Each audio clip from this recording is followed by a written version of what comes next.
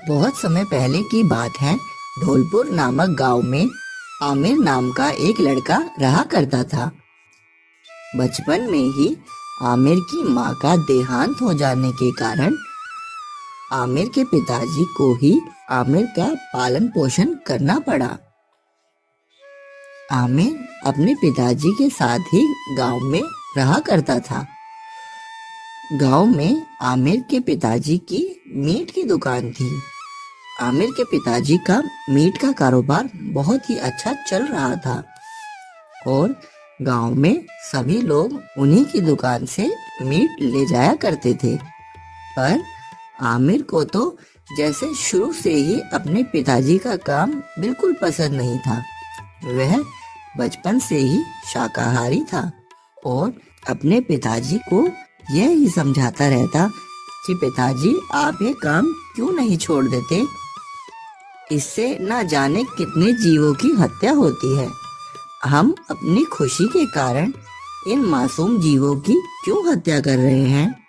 पर आमिर के पिताजी इन सब बातों को बिल्कुल ना समझते और आमिर को डांट कर कहते कि हमारे धर्म में यह सब सही है और तुम्हें भी यह सब ही करना होगा। पर आमिर तो बिल्कुल जैसे अपने पिताजी के विपरीत था। वह मीट से बनी कोई भी चीज नहीं खाया करता और अपना जीवन शाकाहारी तौर पर ही बिताया करता था। फिर एक दिन की बात है, आमिर अपने खेतों से काम करके घर वापस लौट रहा होता है कि अचानक उसकी नजर रास्ते में एक मंदिर की तरफ पड़ती है। मंदिर के पास ही प्रसाद बट रहा होता है। आमिर शाकाहारी होने के कारण वह मंदिर के वहां प्रसाद लेने के लिए चला जाता है और प्रसाद खाने लगता है। प्रसाद इतना अच्छा होता है कि आमिर बहुत सारा प्रसाद खाता है और फिर पास ही खड़े पंडित जी से यह पूछता है कि पंडित जी, यह किस भगवान का मंदिर है और आज मंदिर में इतनी रौनक कैसे हो रही है। फिर पंडित जी उसे बताते हैं कि बेटा, यह मंदिर भगवान श्री कृष्ण जी का है। जन्माष्टमी का त्योहार आने वाला है, इसी कारण इस मंदिर में इतनी रौनक और प्रसाद बांटा जा रहा है। यह देखकर आमिर बहुत खुश होता है और मंदिर के अंदर जाने की सोचता है। पर फिर उसे याद आता है कि वह तो एक मुस्लिम परिवार से है, वह कैसे मंदिर में जा सकता है। आमिर का मन मंदिर में जाकर भगवान कृष्ण जी के दर्शन करने का बहुत था, पर मुस्लिम होने के कारण उसकी हिम्मत ही नहीं हो रही थी। तभी वहां खड़े पंडित जी अचानक से आमिर को कहते हैं, बेटा यहीं खड़े रहोगे, मंदिर में जाके भगवान के दर्शन नहीं करोगे। यह सुनकर आमिर चौंक जाता है, जैसे कि मानो उसके मन की बात भगवान ने सुन ली हो। वह पंडित जी से कहता है कि पंडित जी, ऐसा कैसे हो सकता है, मैं तो एक मुस्लिम परिवार से हूँ ना। फिर पंडित जी कहते हैं, तो क्या हुआ बेटा, कृष्ण भगवान के लिए तो क्या हिंदू और क्या मुस्लिम, वह तो हम सबके भगवान हैं, जाओ और दर्शन कर लो। यह सुनकर आमिर बहुत खुश होता है और मंदिर में दर्शन करने के लिए चला जाता है। मंदिर में राधा कृष्ण जी की मूर्ति देखकर वह बहुत खुश होता है और भगवान श्री कृष्ण जी के दर्शन करके अपने घर वापस लौट पड़ता है। घर पर आमिर के पिताजी शाम की खाने की तैयारी कर रहे होते हैं। फिर आमिर आकर अपने पिताजी को दिन में जो भी कुछ हुआ सब बताता है। फिर आमिर के पिताजी आमिर को बताते हैं कि उन्होंने उसके लिए स्वादिष्ट मटन बनाया है।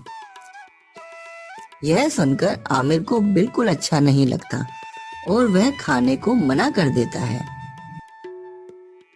मंदिर में जाने की बात सुनकर और मटन ना खाने की बात सुनकर आमिर के पिताजी को बहुत गुस्सा आ जाता है और फिर वह आमिर को बिना खाना दिए ही खुद खाकर सो जाते हैं।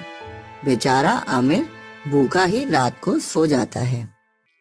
फिर अगले दिन आमिर अपने खेत में हल चला रहा होता है कि तभी उसका हल एक जगह जाकर रुक जाता है। लाख कोशिश करने के बाद भी बैल टस से मस नहीं होते। आमिर बहुत ही ज्यादा हैरान होता है कि ऐसा कैसे हो सकता है कि उसके बैल आगे ही नहीं बढ़ रहे हैं। लाख कोशिश करने के बाद वह उस जगह पर खुदाई करने का फैसला करता है और फावड़े से खेत में उसी जगह पर खुदाई करने लगता है। थोड़ी देर खुदाई करने के बाद उसे जो दिखता है उससे उसकी आंखें फटी की फटी रह जाती हैं। मिट्टी के अंदर भगवान श्री कृष्ण जी की मूर्ति उसे दिखाई देती है। यह देखकर वह हैरान हो जाता है और मूर्ति को निकालने के लिए अपने हाथों से ही मिट्टी हटाने लगता है। भगवान की मूर्ति निकालते निकालते उसको 2 घंटे लग जाते हैं और आखिरकार आमिर भगवान श्री कृष्ण जी की सुंदर मूर्ति निकालने में सफल हो जाता है। मूर्ति को देखकर आमिर बहुत खुश होता है और कहता है कि भगवान, मैं बहुत खुशनसीब हूँ कि आपने मुझे फिर से दर्शन दिए। फिर वह उस मूर्ति को लेकर अपने घर की ओर चल पड़ता है। जब शाम को आमिर मूर्ति लेकर अपने घर आता है और अपने पिताजी को खेत में जो भी कुछ हुआ सब बताता है कि कैसे उसे भगवान श्री कृष्ण जी की मूर्ति खुदाई करके प्राप्त हुई है, तो यह सब सुन के उसके पिताजी को बहुत गुस्सा आ जाता है। आमिर के पिता इसे अपने धर्म के विरुद्ध बताकर आमिर को भगवान श्री कृष्ण जी की मूर्ति वहीं खेत में ही छोड़ आने को कहते हैं। यह सुनकर आमिर बहुत उदास हो जाता है। वह अपने पिताजी को समझाता है कि वह श्री कृष्ण जी की मूर्ति को अपने घर रखना चाहता है और उनकी पूजा और सेवा करना चाहता है। यह सब सुनकर आमिर के पिताजी को बहुत गुस्सा आता है। वह आमिर को कहते हैं, या तो तू मूर्ति को वहीं खेत में छोड़ा, और अगर यह नहीं कर सकता तो इस घर को और मुझे छोड़कर इस घर से हमेशा के लिए चला जा और वापस कभी भी इस घर में मत आना। यह सुनकर आमिर की आंखों में आंसू आ जाते हैं। उसे समझ ही नहीं आ रहा होता है कि वह क्या करे।